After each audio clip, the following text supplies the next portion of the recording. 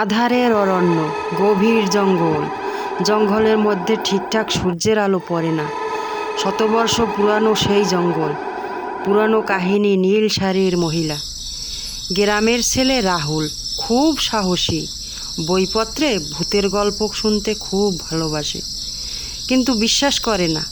সে ভাবে সবই বানানো কথা, ভূত বলতে কিছুই নেই। একদিন সাহস করে সে ঠিক করলো রাত কাটাবে আধারের অরণ্যে। বন্ধুদের সঙ্গে বাজিও ধরে বসে গেল।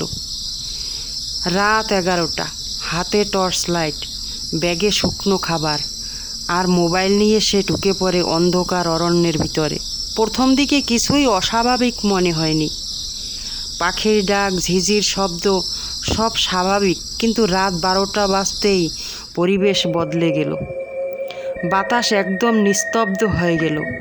পেছন থেকে ভেসে এলো কারো ফিসফিসানি, যেন কেউ ডেকে বলছে, ফিরে যা, ফিরে যা, এখনো সময় আছে।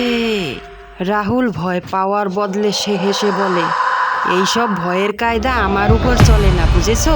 রাহুল এগিয়ে যায়। হঠাৎ একটা বটগাছের নিচে সে দেখতে পায় একজন মহিলা দাঁড়িয়ে আছে, পরনে নীল রঙের শাড়ি, তার মুখ ঘোমটায় ঢাকা। হয়তো কেউ পথ ভুল করে এসেছে। সে এগিয়ে গিয়ে বলল, আপনি ঠিক আছেন তো? কোথায় যাবেন? মহিলা কিছুই বলল না, শুধু ধীরে ধীরে মুখ তুলল।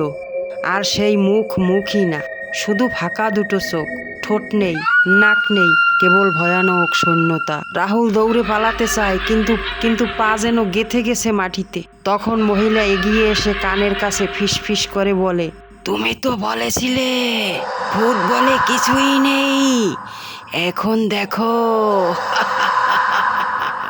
এখন দেখো। সেই রাতে রাহুল আর বাড়ি ফেরেনি। পরদিন সকালে বন বিভাগের লোকেরা তার শুধু মোবাইল আর ছেঁড়া ব্যাগ খুঁজে পায়। এক জায়গায় বটগাছের নিচে নীল শাড়ির মহিলা এখনও অপেক্ষা করে রাহুলের মতো আরেকজন অবিশ্বাসীর জন্য।